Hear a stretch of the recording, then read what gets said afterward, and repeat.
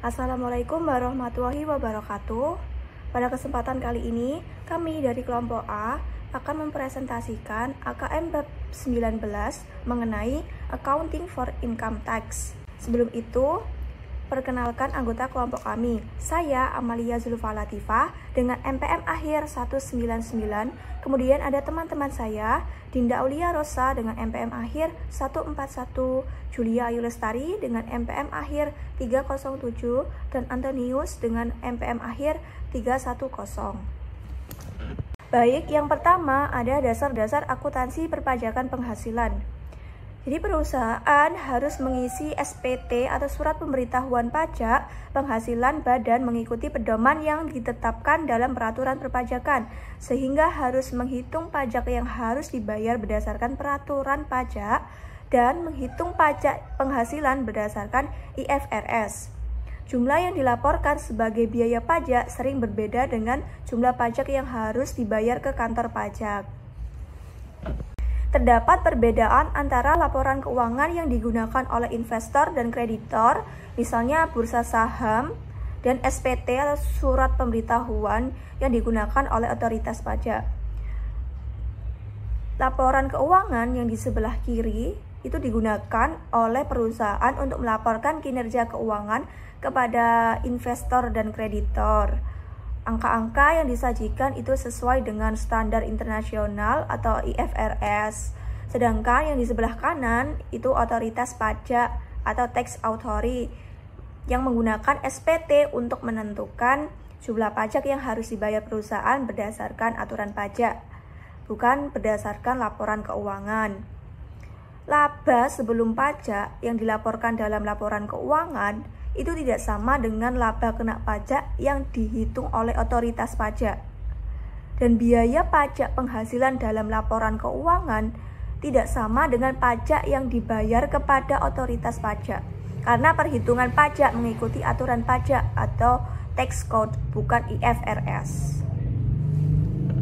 Selanjutnya, terdapat contoh PT Chelsea melaporkan pendapatan sebesar 130.000 dan biaya sebesar 60.000 setiap tahun dalam 3 tahun pertama operasinya. Untuk tujuan pajak, PT Chelsea melaporkan biaya dalam jumlah yang sama setiap tahun ke kantor pajak. PT Chelsea melaporkan pendapatan kena pajak sebesar 100.000 pada tahun 2011.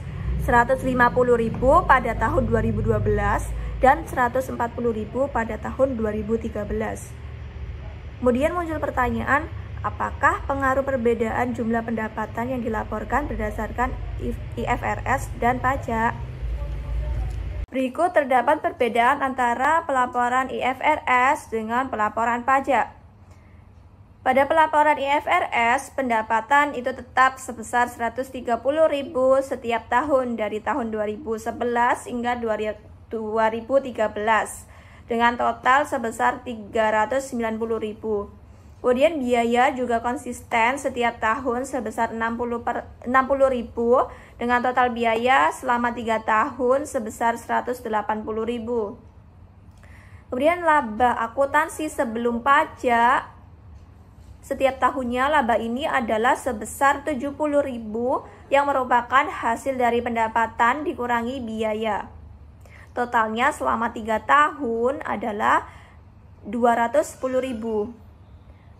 Dan biaya pajak penghasilan sebesar 40% sebesar 28.000 dari 70.000 dengan total selama 3 tahun sebesar 84.000. Sementara pada pelaporan pajak, pendapatan itu variatif setiap tahunnya, sebesar 100.000 pada tahun 2011, 150.000 pada tahun 2012, dan 140.000 pada tahun 2013, dengan total sebesar 390.000, sama seperti dalam pelaporan IFRS. Kemudian biaya juga konsisten sebesar 60.000 setiap tahun dengan total biaya sebesar 180.000 selama 3 tahun. Dan laba kena pajak dikenakan berbeda setiap tahunnya.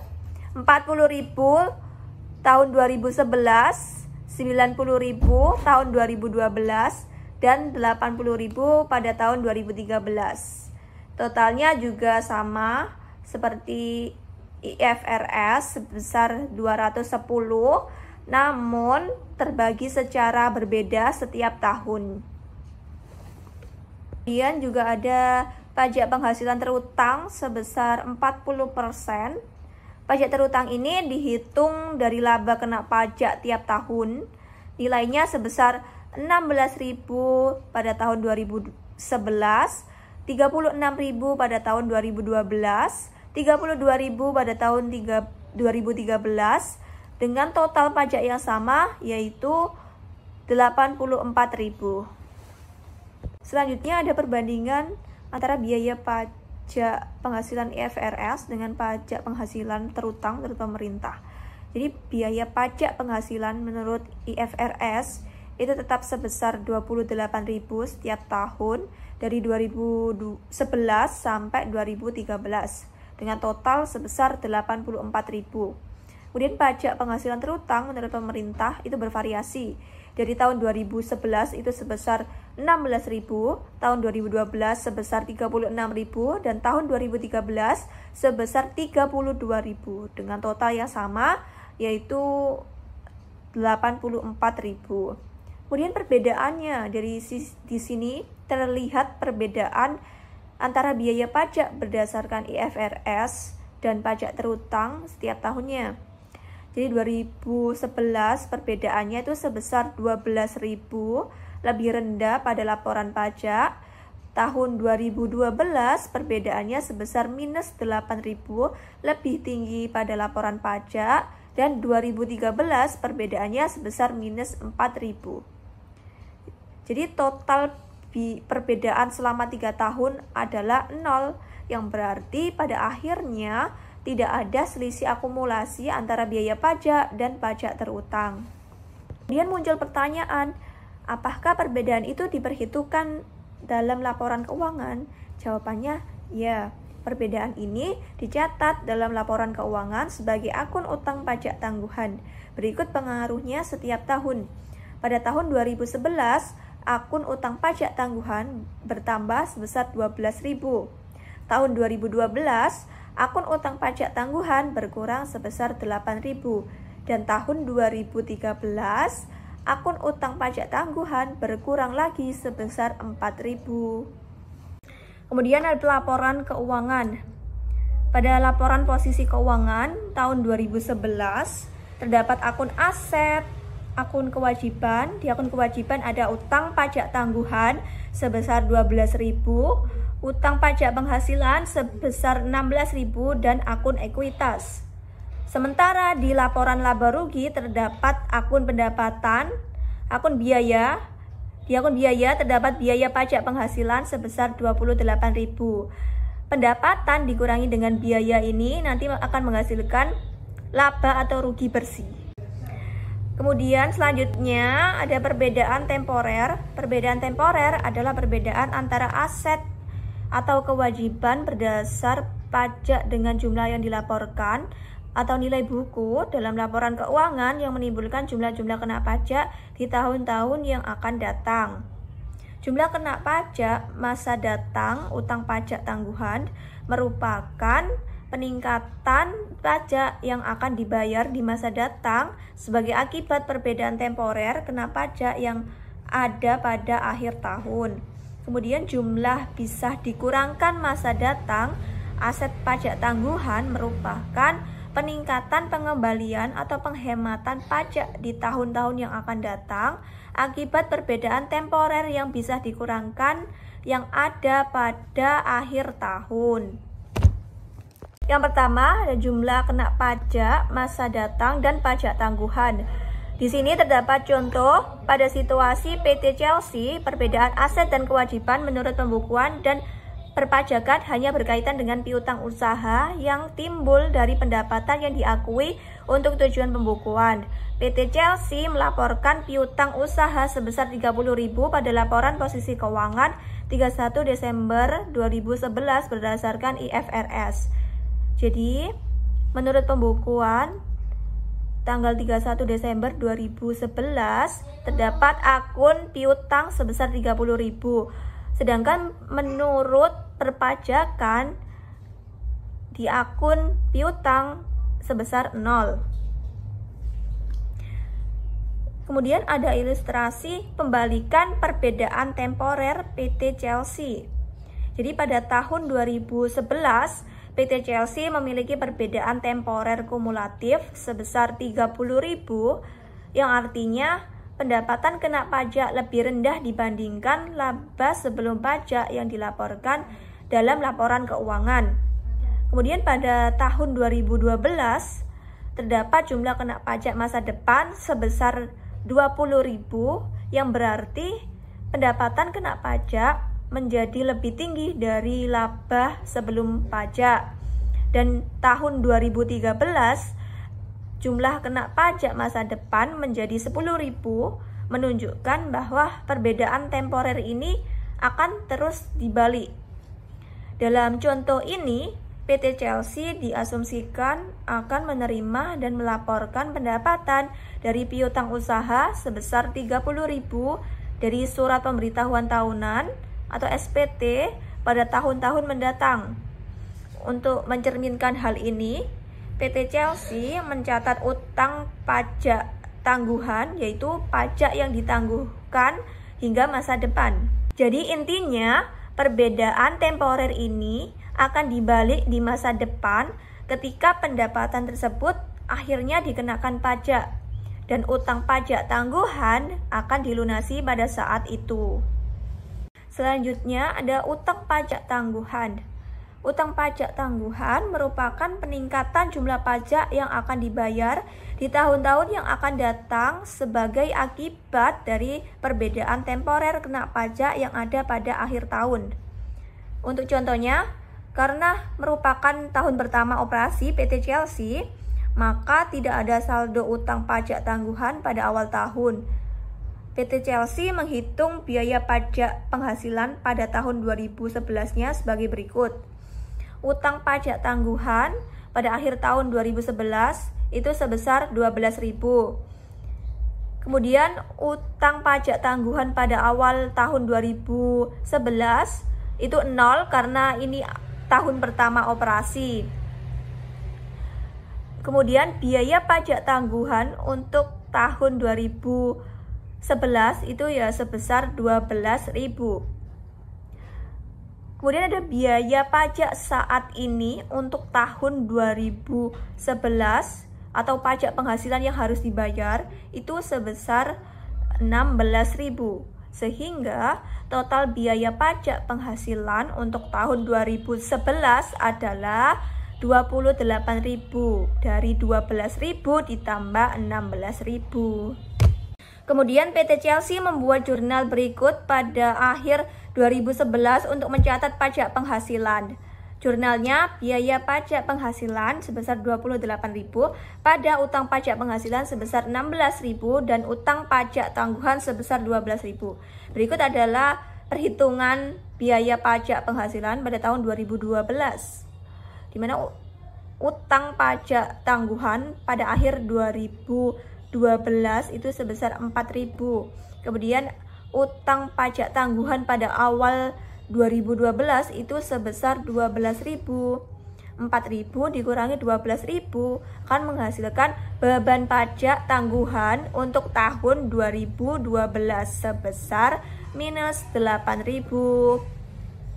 Kemudian ada beban pajak saat ini untuk tahun 2012 itu sebesar 38.000. 8.000 ditambah dengan 36.000 menghasilkan beban pajak penghasilan untuk tahun 2012 sebesar 28.000. Dan PT Chelsea membuat jurnal berikut ini pada akhir tahun 2012 untuk mencatat pajak penghasilan. Biaya pajak penghasilan sebesar 28.000, utang pajak tangguhan sebesar 8.000 pada utang pajak penghasilan sebesar 36.000. Selanjutnya, jumlah bisa dikurangkan di masa datang dan pajak tangguhan. Selama 2022, PT Cunningham mengestimasi biaya garansi yang terkait dengan penjualan microwave oven sebesar $500.000, dibayar dalam jumlah sama dalam 2 tahun berikutnya. Untuk tujuan pembukuan, pada 2022, PT Cunningham melaporkan biaya garansi dan taksiran utang garansi yang terkait $500.000 dalam laporan keuangannya. Laba akuntansi sebelum pajak 2022 adalah $800.000 dan tarif pajak 30% tiap tahun.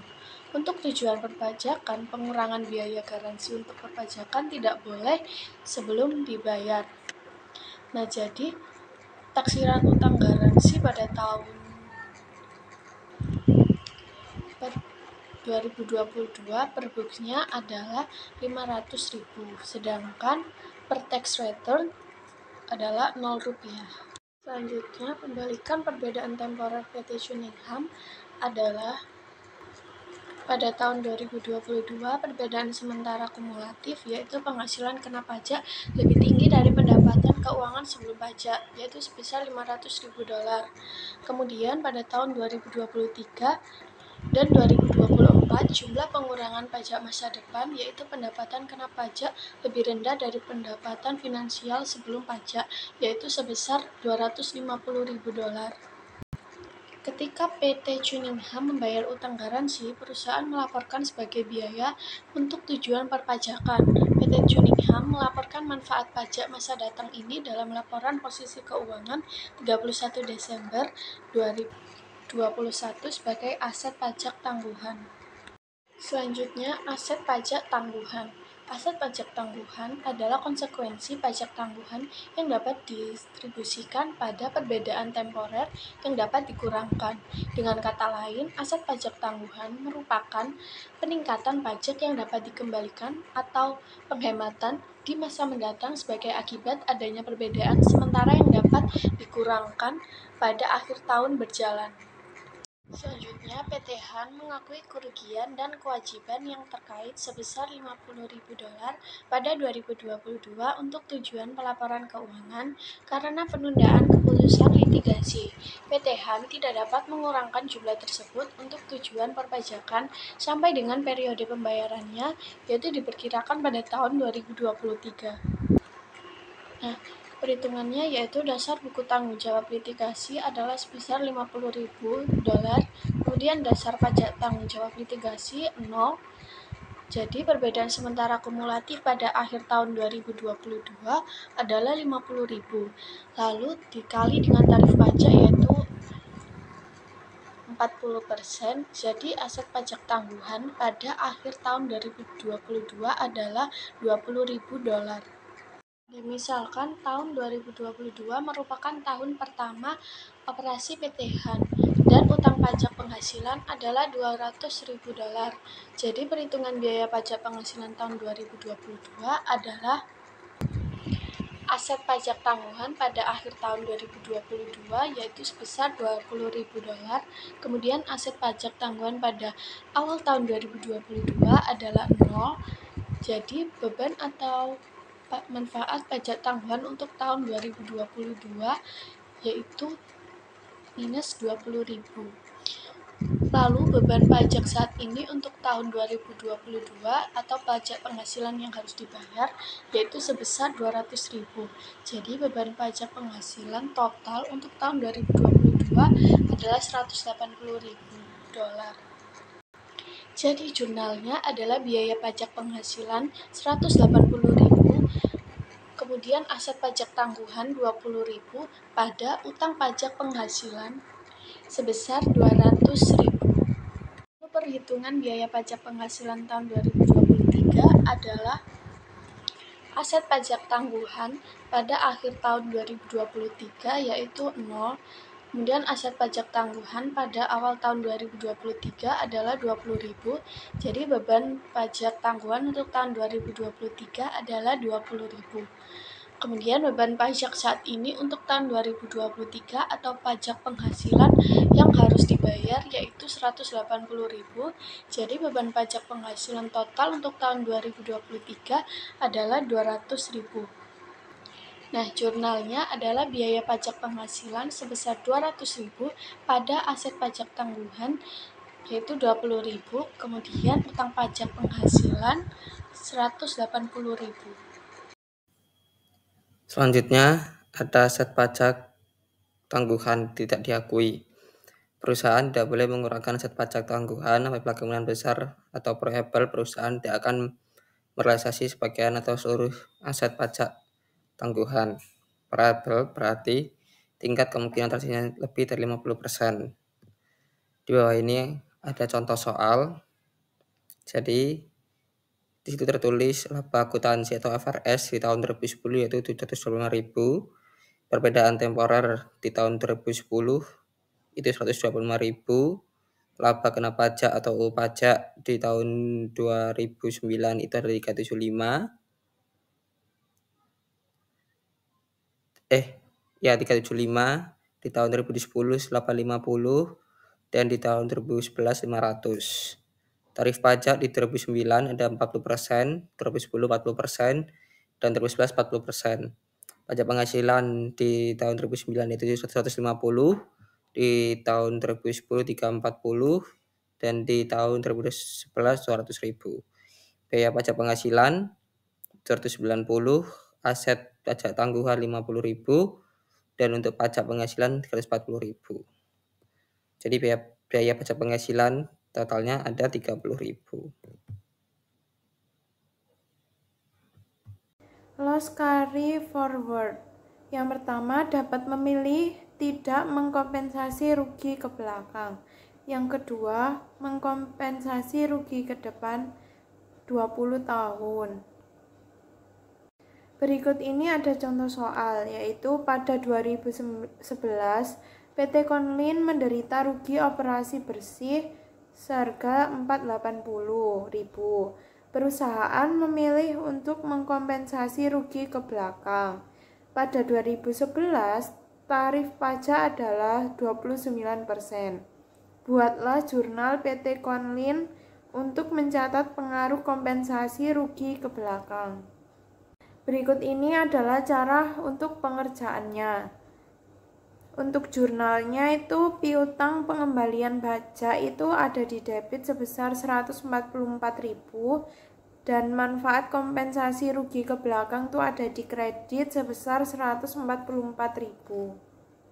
Selanjutnya ada contoh soal PT Rode menderita rugi operasi bersih sebesar 500.000 pada tahun 2010.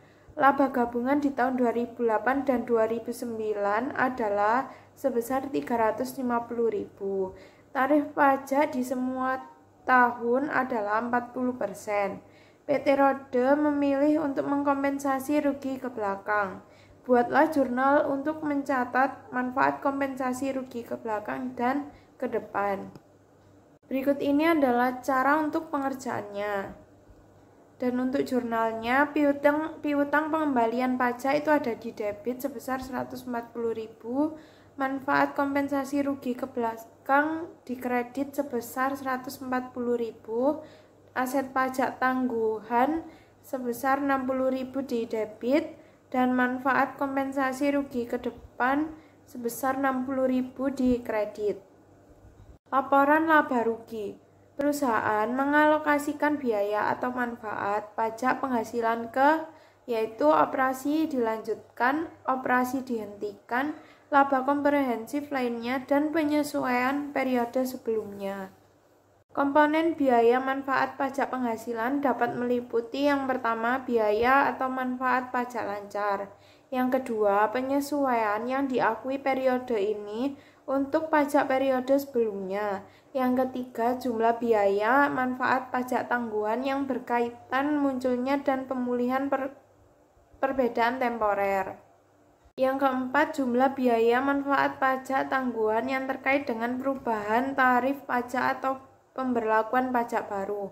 Yang kelima, jumlah manfaat yang timbul dari rugi pajak kredit pajak atau perbedaan temporer periode sebelumnya yang belum diakui digunakan untuk mengurangi biaya pajak lancar dan tangguhan sekarang.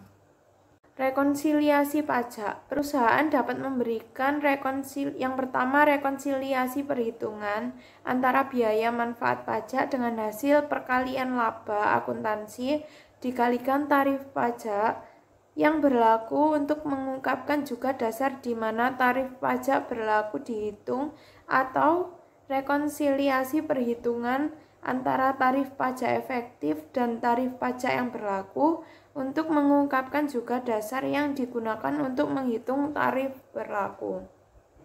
Review metode aset utang. Perusahaan menerapkan prinsip-prinsip dasar yang dapat dilihat pada ilustrasi di bawah ini. Selanjutnya, tata cara perhitungan dan pelaporan pajak penghasilan tangguhan. Yang pertama, mengidentifikasi jenis dan jumlah perbedaan temporer yang ada serta saldo yang dapat dipindahtangankan. Kemudian, mengukur aset pajak tangguhan untuk perbedaan temporer yang dapat dikurangkan dan kerugian yang dialihkan dengan menggunakan tarif pajak yang berlaku. Nah, jangan mengakui sebagian atau seluruh aset pajak tangguhan apabila besar kemungkinan manfaat pajak tangguhan tersebut tidak akan terrealisasi. Lalu mengukur kewajiban pajak tangguhan untuk perbedaan sementara yang dikenakan pajak, yaitu menggunakan tarif pajak yang ditetapkan. Lalu, pada laporan posisi keuangan, laporkan jumlah tidak lancar bersih.